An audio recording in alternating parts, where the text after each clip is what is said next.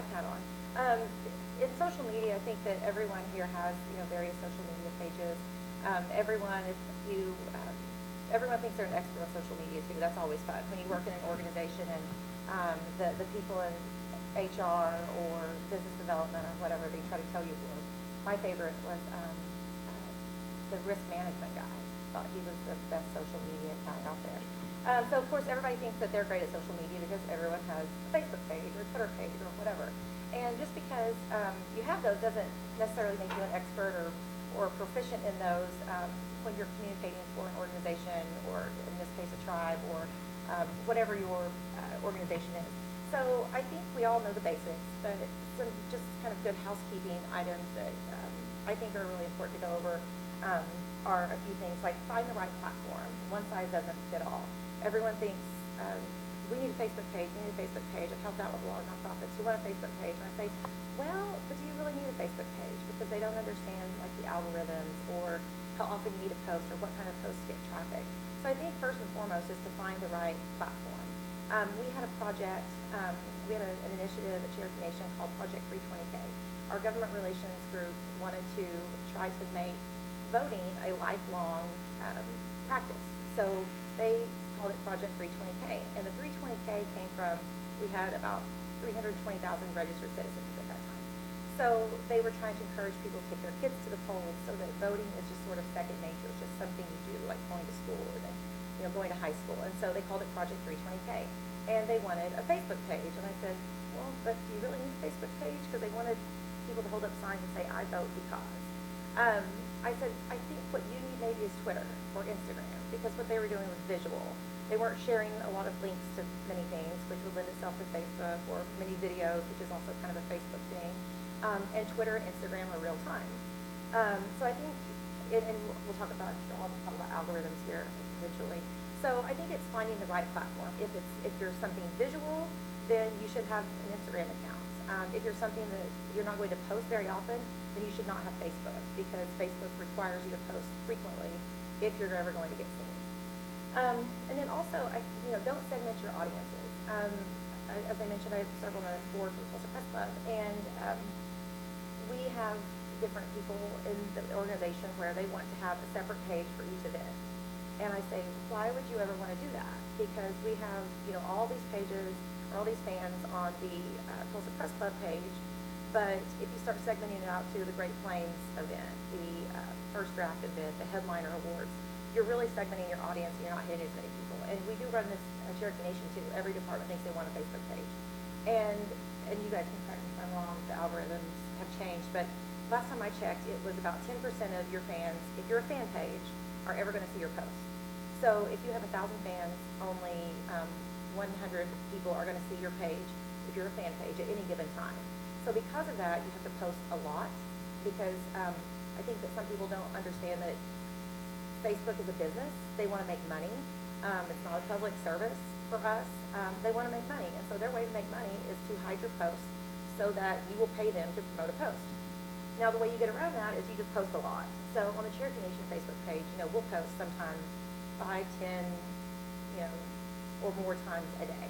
So we know that we're hitting with 95,000 fans. We're hitting at least, 9,500 people at each hit, even though some of them might overlap, some of them might be the same of the 9,500. At least we're getting out there more and more and more.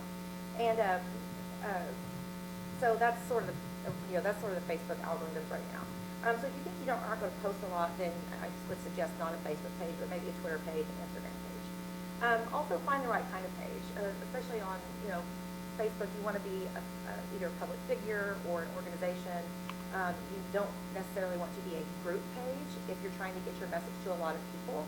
So you need to pick the right page, and I think all you guys probably know that. Also find your voice. What is your voice? What kind of tone do you want to speak in? Is it fun? Is it serious? Is it always, mentioning a few talking points at a time? So finding your voice is very important. Also, just sort of housekeeping things. Spell correctly. Use good grammar. Use good judgment. And be responsive.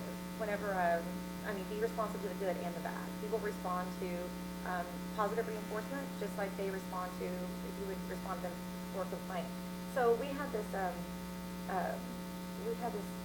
Facebook post, someone posted to our Cherokee Casino West Side Little Springs page, and I'm just going to read you this. This is sort of how you turn a foe into a fan. Someone said on our comments, about the Cherokee Casino and Hotel West Side Little Springs. My parents and I were there last week and all the machines locked up when the people tried to cash out. It was a major waiting game, people sitting around with hundreds on their machines. And a few we talked to had to go back to work. So walk away or be late for work, and most people didn't know what was going on, waiting for someone to come fix the problem. It was hours. So what we did was we called up the GM at the West Side Little Springs Casino. We said, well, what happened? What's this lady talking about? They said, well, yeah, we had some things go down. We had to do hand payouts, yada, yada, yada. So we had to, go around and just do hand payouts to people. So we responded to this woman. We did delete her comment. We responded and we said, hey, Melissa, we're sorry for the less than perfect experience had by you and your family at the casino. Yes, we had a couple of days before when it hand paid. It didn't impact every machine, though as you point out, it was a tremendous inconvenience. We apologize for this. Rest assured that this has been resolved, and we always strive to deliver the best possible service to guests at all of our properties. We hope you will return again soon and give us another chance. And she ends up commenting back, and she says, I thank you for the knowledge of the comment above. Many Facebook pages do not take time to do so. Thank you. And yes, because of this experience, as you actually speaking to me directly and acknowledging that I was an unsatisfied customer, I will without a doubt recommend your casino. It showed integrity and pride in your property. Thank you, and apology accepted. So that's the way that you really need to treat comments almost like a comment box. So if you had a business and you had a comment box and someone came along and they said, I had a really bad experience at your business and blah, blah, blah, and they stuck in the comment box. You wouldn't rip it up and throw it away. You would, hopefully read that and try to find out why they had a bad experience and fix it. So Facebook, Twitter, all these platforms are just public comment boxes, essentially.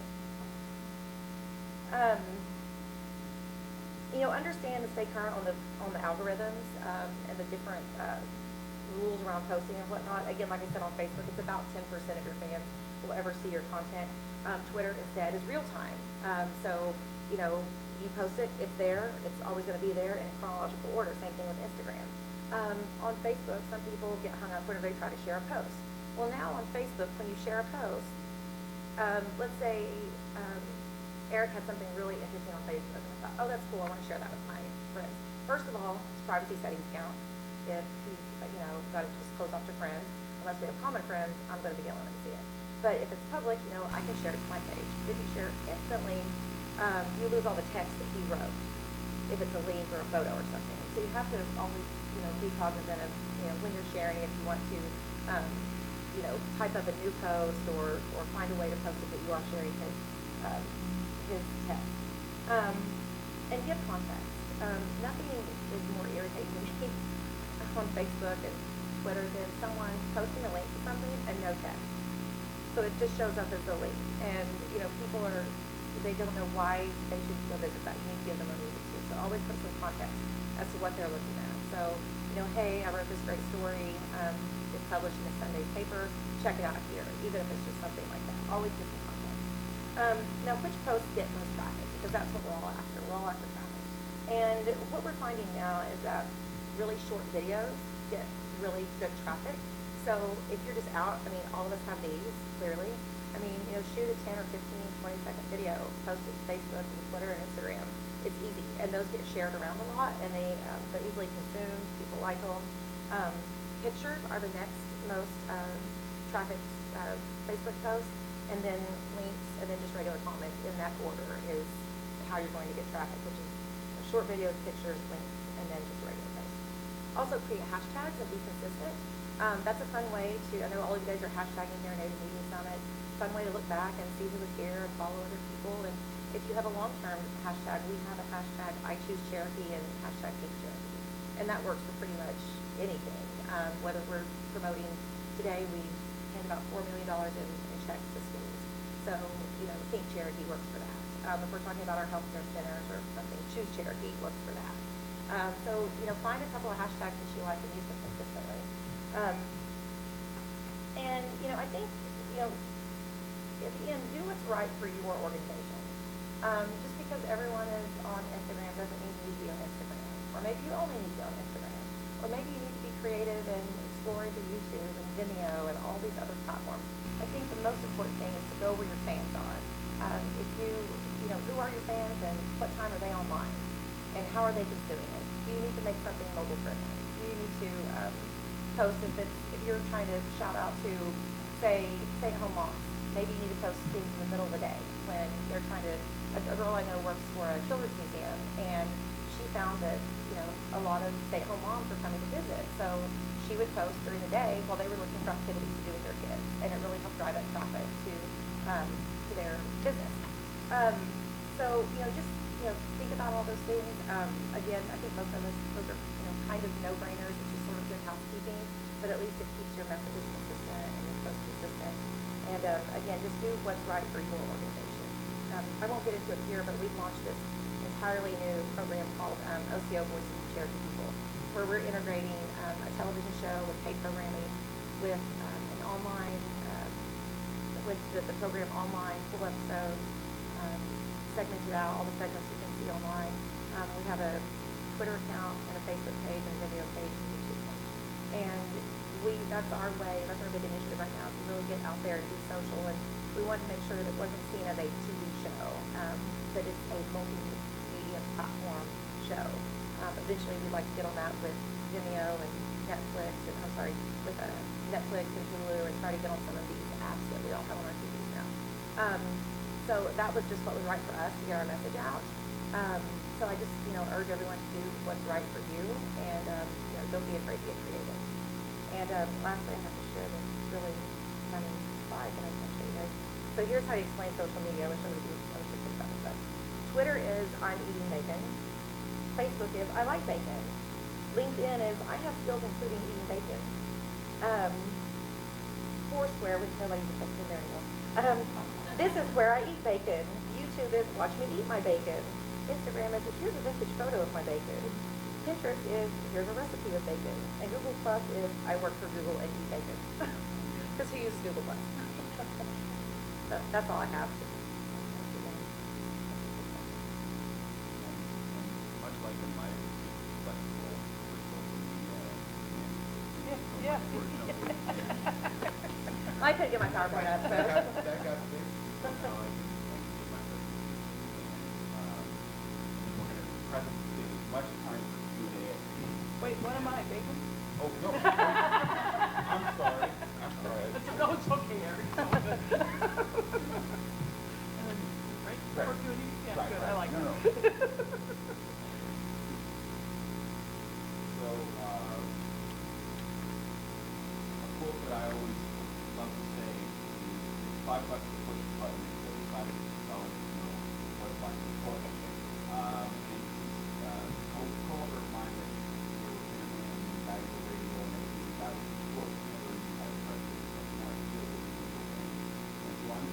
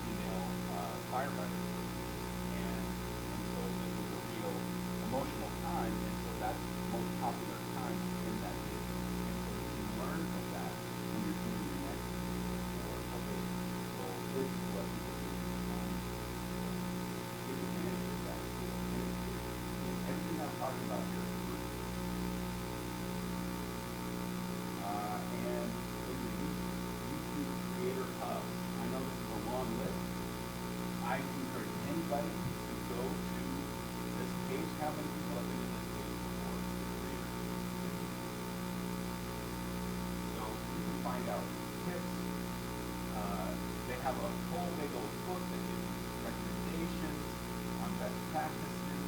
And then if you get verified through Google for Nonprofits or through their verification process, if you're a government agency or or you're a for-profit company, you can actually get advanced product features like custom thumbnails. So you can put up whatever image you want to put into videos that are selected from those three that they have. I want my title that I'm using for the video to make on YouTube. Well, you go through this process, you can get that. And it is a really simple process, whether you're talking about doing it for nonprofit or you're talking about verification. Both ways are just like single page applications.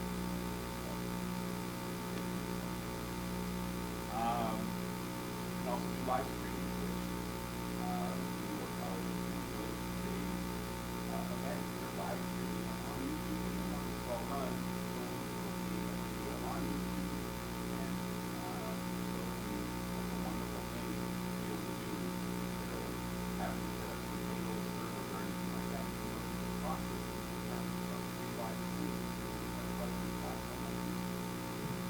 Advanced programs, if you get to a certain level of stewardship, you can take advantage of their advanced programs, which include development programs so that you can work on your business model with YouTube and Google. And also, you can do YouTube Spaces, which gives you access to studios in New York City, LA, Tokyo, Sao Paulo, London. They're creating more and more all over the world. And so we help them pretty good deal. And so I really encourage people to go again, there's so many things that's out there that if you know about it,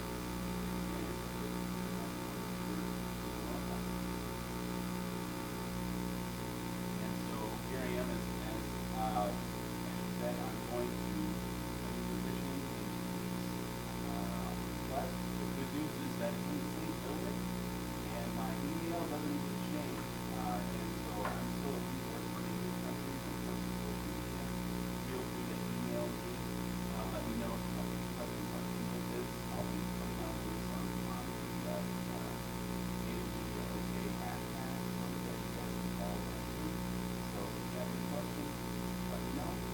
Also, Rob, coming down here, partner, thank you so very much.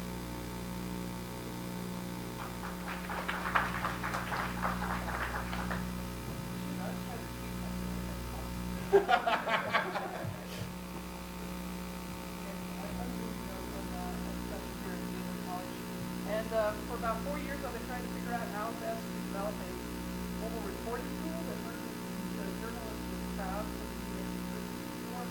I'm sure what you have. But I have some thoughts about native media as well. And that kind of springs out of both my experiences in trying to develop this tool and the mobile reporting class that we have, but also from running the NCA news media workshop, which is in this room right now. So there's some thoughts I thought you guys might like to hear about what the experiences were like for me. So while these guys have been great about it, I've learned some stuff about scheduling. I take a much more conceptual view of like not thinking about the news organization trying to distribute information, but rather the community and news organization trying to make information. So that's why I approach that. And the community that I'm involved in so far in these projects is the campus and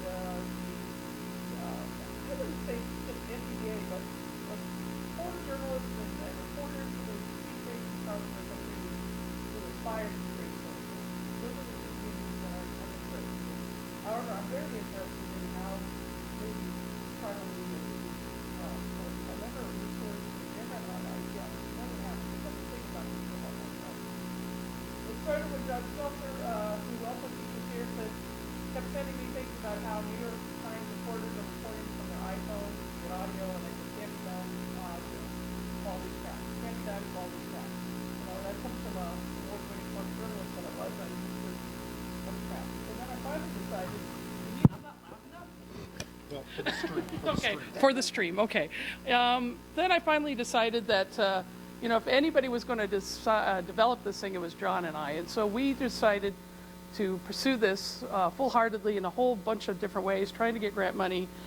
But basically, we were trying to get video up and onto phones as soon as possible. Report from the phone, Zoom from the phone, and get video up. And remember, as they talk about videos great for Facebook and Twitter, Twitter just got Facebook video 2 months ago. Facebook last year. We've been working on it for 4 years, and it's. I just wish somebody had given us a whole buckload of money. We would have been ahead of them, but no. So we have what we have. This is a responsive site. It's called The News Crowd. Sorry, it's called The News Crowd because somebody is sitting on News Crowd, and we just don't have money to go pay for it. Don't you hate that? They're not using it. They're just sitting on the domain. So this is what it looks like on your phone when you come up to it. You can post stories. You can view stories. I'll go ahead and view stories. Let's see what we're doing today. There's videos. We're getting react from President Ward's speech today. I don't know because I've been in here with you guys. But just a real quick hit on what happens. This is who's speaking. And so we're kind of starting to think about News Crowd. I definitely feel like he handled that pretty well. We definitely just had a sit down with the SAE members. They're very apologetic and very. It was very heartwarming to see that we all had a very emotional, open dialogue about that. And I know the punishment kind of seems harsh, but it's something that we have to do for change, and it's just a learning experience and all. And SAE members definitely agree to it and understand why, and hopefully we just gonna move past this whole scenario and just make it a learning experience and make it a whole better OU experience as a whole.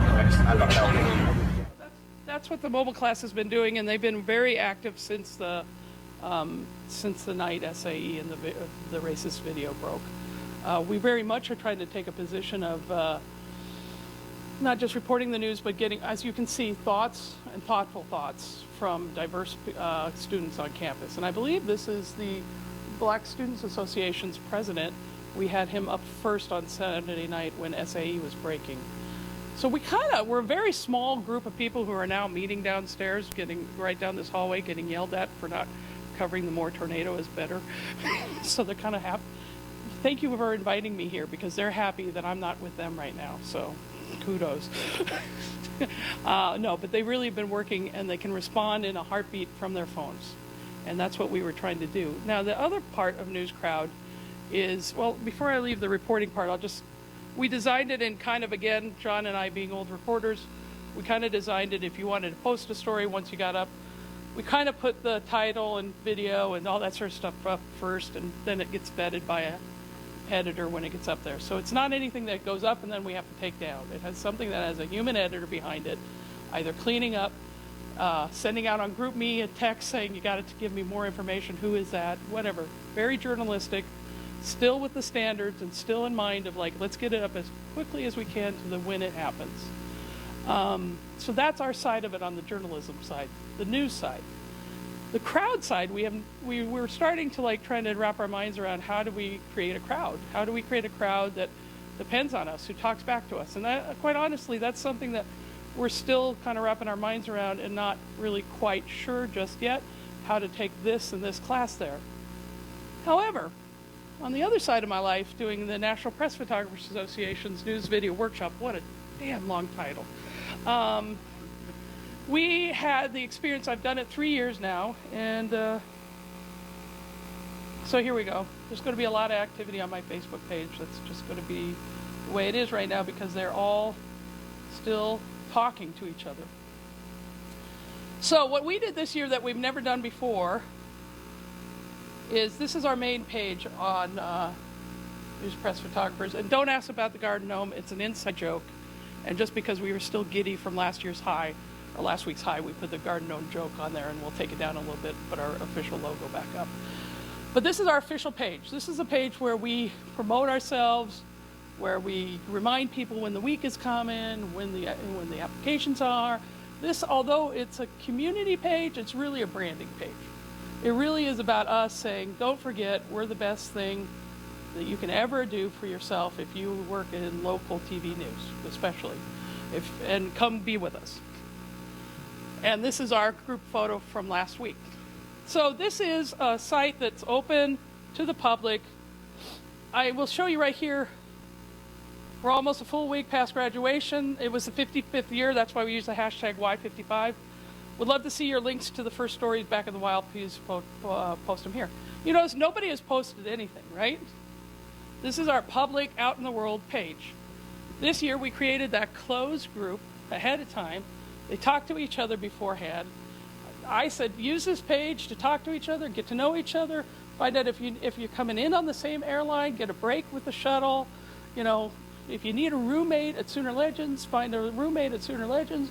You know, use this page as a resource. They asked us questions. They asked us, sorry, this is going to happen a lot because they're posting on the other page, not this page. Use this page as a resource to get to know each other, get to know us. They asked us questions. It's a very raunchy week. It's a very, my faculty are very eager every year to be, and the closer we get, the closer we look like, I don't know if the frat thing with SAE in the air is a good thing, but we kind of look like a raunchy inside group. Does that make sense? The inside jokes and stuff like that, does that make sense? So somebody might post, what's the dress attire, and I'll say casual, and somebody in the faculty say butt cracks optional, stuff like that. It's a very raunchy group, and obviously not something to talk about in this group. Sorry, guys. But you can see that there's personality on that page, and it's closed for bosses. It's just the people who showed up, and you guys now, and it created this amazing opportunity and community that we don't see on this page. If I come back to my Facebook. So nobody's talking over here. It's now an alumni page because everybody's left. You can see that this was posted 1 hour ago, and already has all these comments.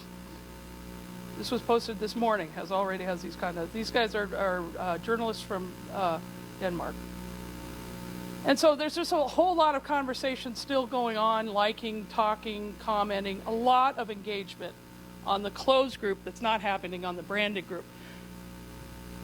So we have a community over here, and we have a brand over there. And it works for this particular week. And I just wanted to mention it to you because I do think there is something to be said about having conversations online that are closed to a community. And you get to define who that community is. In this case, it's the people who attended last week and the faculty members. And so much interaction going on over there. So much interaction and talking and sharing and supporting. Monday when they got back, I will tell you a year ago when we didn't have this page, we would do the same thing, a shout out on Friday saying, how's it going? And we get maybe 4 or 5 people saying, oh, it was a rough week, I got this. Monday, starting Monday, they were talking about hard entry back into life, but you know what, I'm going to keep all the positive. I'm going to remember what this person said. I'm going to remember what that person said. Other people encourage them and supporting them.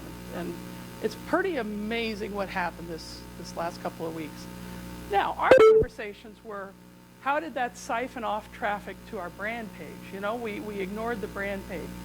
We had, even though we had a closed group, on our Facebook analytics, we had 3 times more the engagement on our brand page than we did on the year before. And what do I mean by engagement? So Facebook measures engagement as in somebody read a story, somebody commented on a story, somebody liked a story, somebody shared a story. Any little thing that they did with a story, including reading it, clicking on it, reading it, is an engagement. And our engagement went from 22,000 in the week, in the days after the workshop ends, the year before, to over 60,000 engagements on the main page.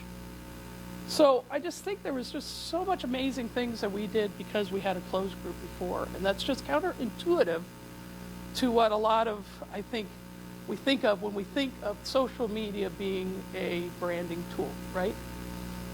And so my only last thought that I want to share with you, and I say this often to news organizations and social media producers, editors, and newsrooms, is that, we love to rush to the media side of the title, but it's social first. It's social first. So just anything that seems social and what you would do in a party or in a conversation, think of how that works. Listening to people, responding to people, acknowledging people, mentioning that somebody entered the room, giving the backstory to something is all things that play well on these sites. Now, I know that you guys mentioned all the things about, and it's true, photos work better, this works better, but remember, it's about value. When SAE broke, I just informally, and this is just anecdotal, but I just asked my multimedia class, all right, where did you first hear about the racist video? And what was the most important piece of news that you consumed this week? What really turned your mind on the story and made you thought differently about it? So everybody pretty much half and half said, you know, I learned about it through friends, text messaging, or social media. Somebody may have heard it on the radio. But when it came down to like what piece of information turned your mind, changed the story for you? And I really did think it was going to be a photo or something. But no, it wasn't. It was the SAE national chapter closing them down. It was President Bourne saying something. It was news conferences and documents and actual information that made the news deeper for them. And so while we're talking about engagement, at least on the news side of things, I always want to keep the conversation also about value. And you guys can define value any way you want. But I define value as a piece of information that makes you think differently about what's happening in the news. So those are the ways that I think about social media, and thank you for putting up with my raunchy interpretation of the group that just left here a week ago in this damn room. They're ghosts in my mind, sorry about that. They are a pretty loud, entertaining group, but I will stop talking now. Do you guys have any questions for any of us? Well, I was actually going to expand on a couple things that both of you said.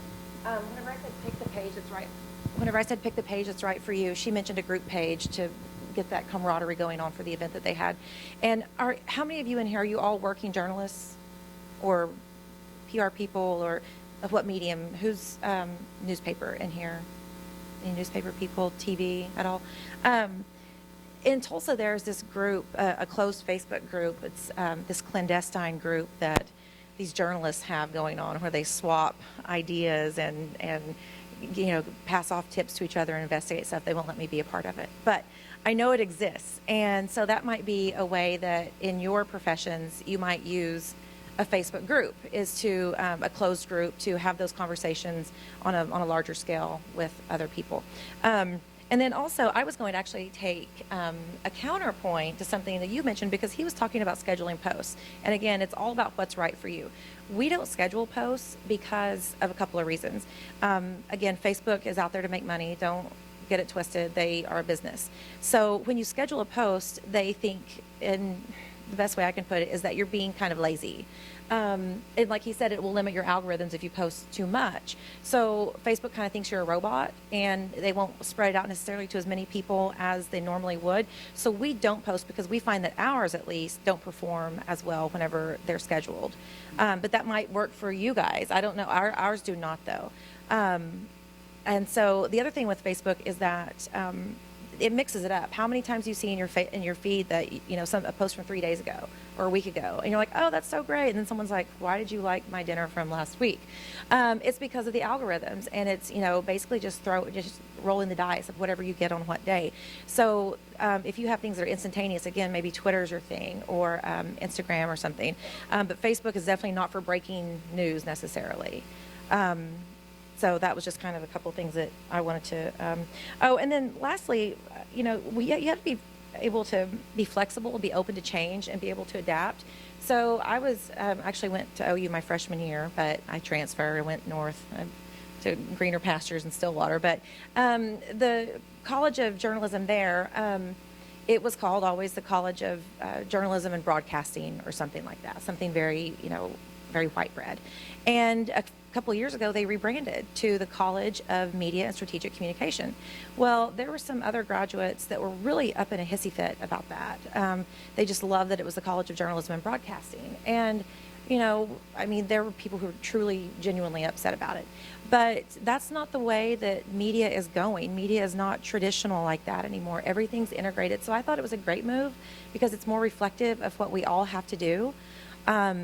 as far as integrating, video and graphic design and pictures and good writing and all of that. So I thought it was actually a great move, and it was kind of refreshing to roll with the times and to be able to be part of something where they were having some foresight. And they were like, you know what, we can roll with this. We're not married to this name. And so how many of you were in newspapers here? So have you heard a lot that newspapers are dying? You hear that a lot? I would actually disagree.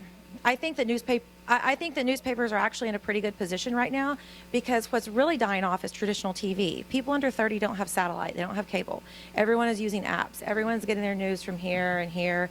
And so I think that you're actually better positioned than TV, because people are more likely to go to your website for breaking news. Very few things are going to break in on TV unless it's major, but they might go to your newspaper site. So I think that as newspapers incorporate video clips and blogs and the blogs are great because they're sort of like mini editorials, but kind of news. I think that newspapers are actually better positioned to do this transition to online and new media, even better than television stations are. So I think you guys have an edge, personally.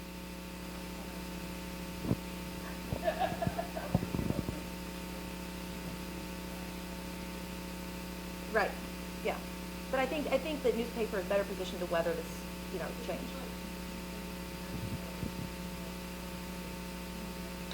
Absolutely.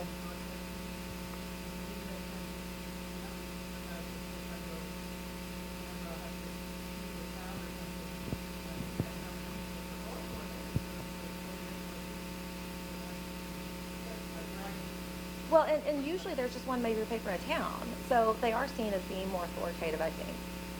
And I used to work in TV. I was in TV before I did PR, and it is a very small attention span business now. Well, I was going to respond actually with that we have.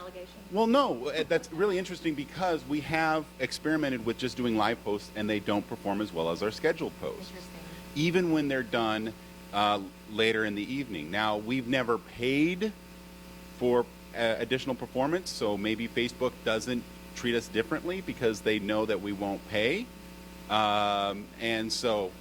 Well, see, we don't pay either, and I think tribes are actually better positioned not to pay for posts. I tried at one time to pay to promote a post.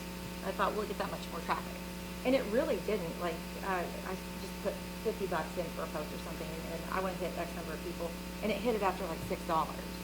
And so that told me we should never pay to promote a post. And I think that just the general public is so fascinated with tribes and all of that it's similar. I don't think you necessarily need to pay to promote a post. Right. So I agree. But we have been experimenting, and so I would just encourage everyone to experiment and see what works well for you. Whether scheduling works well for you, whether not scheduling, try some A/B testing. The other thing is they change their algorithm all the time. Because we used to have a thing where it was like, okay, so our best posts were ones that mentioned something was happening today and were at night. Well, if you say something is happening today and it happened and you do post it at night, you only get a couple hours, of time. So I'm like, okay, we'll do it at midnight. So we started doing these posts at midnight, and they went like gangbusters, and then they didn't. And so we changed. And so that's the thing, is that you always want to be experimenting to see what works, and don't assume once you find out something that it's going to continue to work. And the other thing is things that didn't work before might work again. So you always have to be experimenting. Keep doing what works, but always try something different every once in a while, because you may be surprised. And and what's funny enough is I just did a live post today because I was like, well, I need to get it up right now. I'll just post it live. Didn't do all that well. So so it is.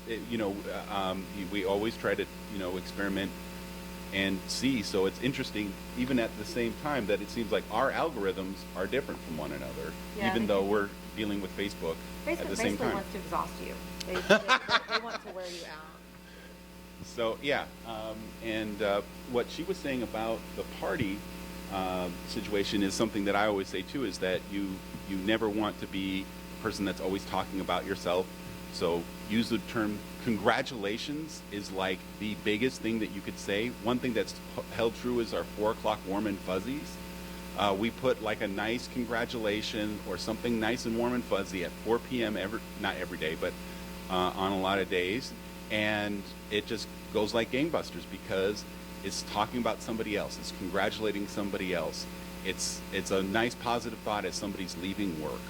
And so, you know, I'm interested to hear from the audience any questions or any insights on social media.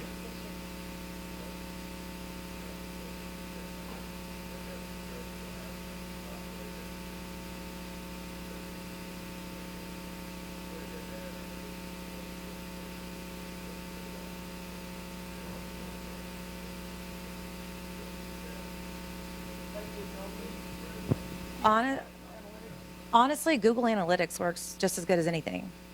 It really does. We don't have any other kinds of real web crawlers. You're talking across all social media, right? Yeah, because Amazon has it and Adobe has it. I don't have any reason to use it, but I think what you would want that, but I've wrapped my mind around it. Well, you definitely would want to see that to see how your brand travels, and probably come see me. There's a contact at Amazon I have for you that might help out. But you definitely don't want it to be, okay, so if you wanted to see the polarization of political news, you don't want to see it across all those platforms. I'm just talking from a research method point of view. So you would want to see the polarization in Twitter and do one study on that or one report on that, whatever way you want to think about it. You're saying, okay, I want to see where Cherokee News goes across all things and all this. That, I think you need one of those big softwares that Adobe and Amazon both have, and I'm sure others that I'm not pulling up in my head. Yeah, there's a few companies, but... and stuff like that, yeah. But that's an interesting thing when you want to know where your brand is going to, how it's used. So I mean, we also use Vocus, but really no one's gotten great at analyzing social media reach and ROI. So, you know, even, are you familiar with Vocus? Yeah, it's not any better than just free tools out on the web, honestly. Not yet, anyway. Maybe they'll get better.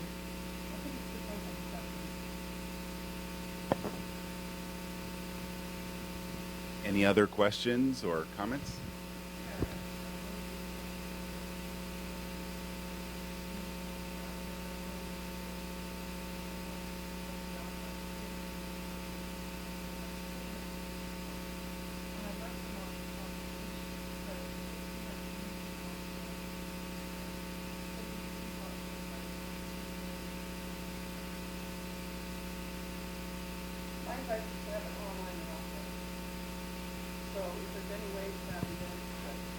Is there any way to have kind of events, and they can be online events, but I mean, you know, just, you know, have a meet and greet and then go off. You know what I mean? Mix it up with on and offline. Of course, everybody here comes here for a year and then goes away. But if you go back to the beginning of all social media type stuff, you go back to the well in old MS-DOS days, they would have potluck parties on the pier. So, you know, and then their user groups were all active, but they all had a connection to each other. Again, it's just how would you build a good potluck? You know, how would you get a good bunch of people talking afterwards? And I think when you do it online, think about it, also be very directed in your conversation. Don't just ask, yeah, exactly, exactly. You know, I'm trying to coach the mobile kids on how to ask a question. Well, I was going to have them come ask you guys about about what you thought about Redskin stereotypes. So instead of coming down and talk to everybody here about, well, what do you think about Native American stereotypes in the media? I was going to ask them again, why should people be offended of Redskin as a name for football teams? You know what I mean? I tried to make it directed so people say, oh yeah, I have an opinion on that, instead of trying to think up something and think. I think a lot of times people go, I can't say that, I'm embarrassed. If you target it something specific, I think you'll get responses. And then acknowledge the contribution. It is totally reciprocal. You don't just say, good point. You say, that's interesting. How does that tie in with this? Be a good moderator. Be a good conversationalist within that space. I think also you have to be very engaged and be frequent and deliberate in your posts. So a lot of times I think you need to have more than one person. You need to have multiple people as a team with a cohesive brand. Like the Lost Ogle. Does anyone read the Lost Ogle here, that blog? It's in Oklahoma City. There's one guy who started it, but there are several contributors to it. And then, sometimes at the end they'll list their name or maybe their initials or something. A lot of Twitter accounts will do that. Clearly Barack Obama doesn't tweet himself all the time, but when he does, it says BO at the end. But if it's someone else, it'll say like AC or something like that. So I think you have to have multiple people driving that, and you have to hold people accountable. Like, I need you to post, make 3 blogs a week or whatever, and hold them to it. Again, we keep talking about free social media tools and all of this, but social media is not free. It's a huge human resource cost. And everyone, all the higher ups think it's free, and it's not. I'm an admin along with other people on, I don't even know, maybe 15 Facebook pages, 6 or 8 Twitter accounts. It's exhausting. That's not something one person can keep up with. And thankfully, we have a great team, and I'm not usually the one who's making all the posts. But occasionally, if I'm out, if I'm here, and I can make a post to the Cherokee Nation Facebook page, I will. So I think you have to have multiple people driving the message. I can put one other thing for those of you who are reporters. Always put a Twitter handle, a Facebook handle. When you interview everybody from now on, you say, what's your name, what's your position, how can I reach you, what's your Twitter, do you have a Twitter handle? You have a Facebook, how can I find you on Facebook? Make sure that you always mention them in whatever you do. And that's, again, reciprocal.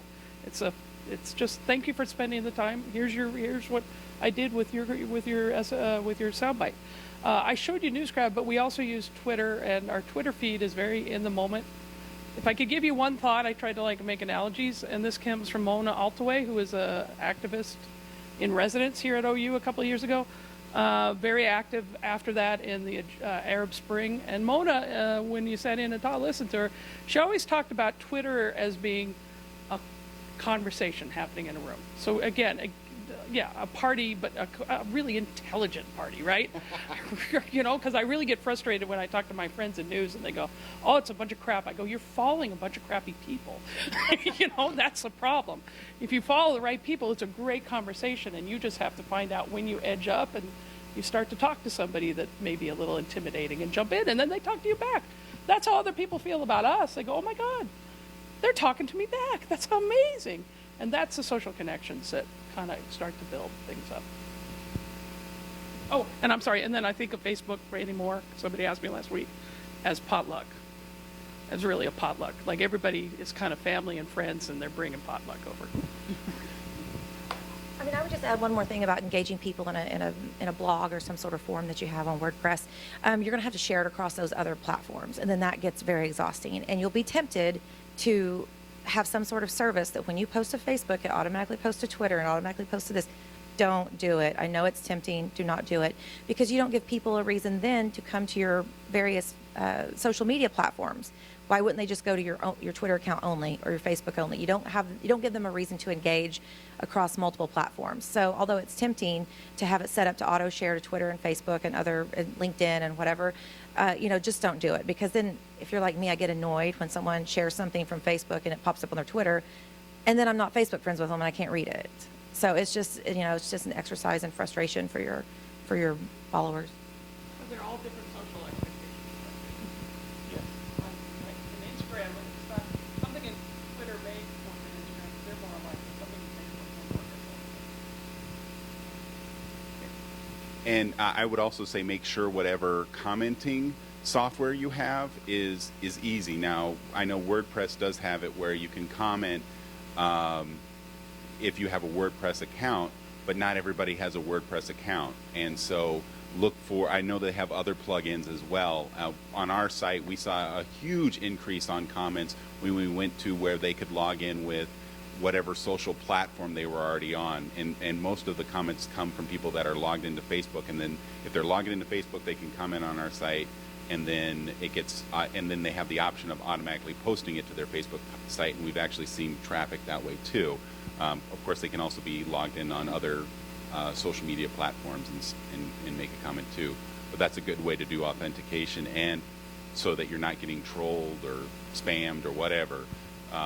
And at the same time also, you know, so that you can moderate and so that you don't put a barrier to people either. Any other questions?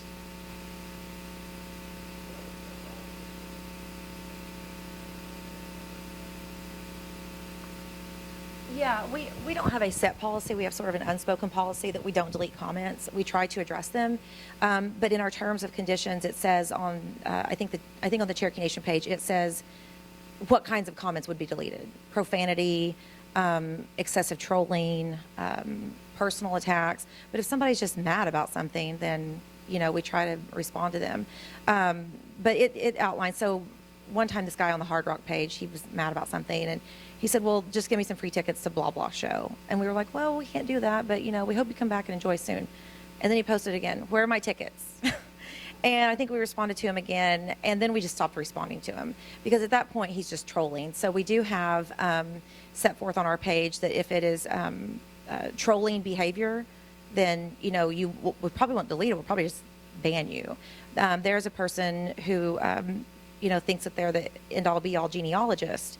And, a lot of, you guys know this, everybody says they're Cherokee, right? So, people will log on and say, they'll post something that's, silly, but we leave it up there.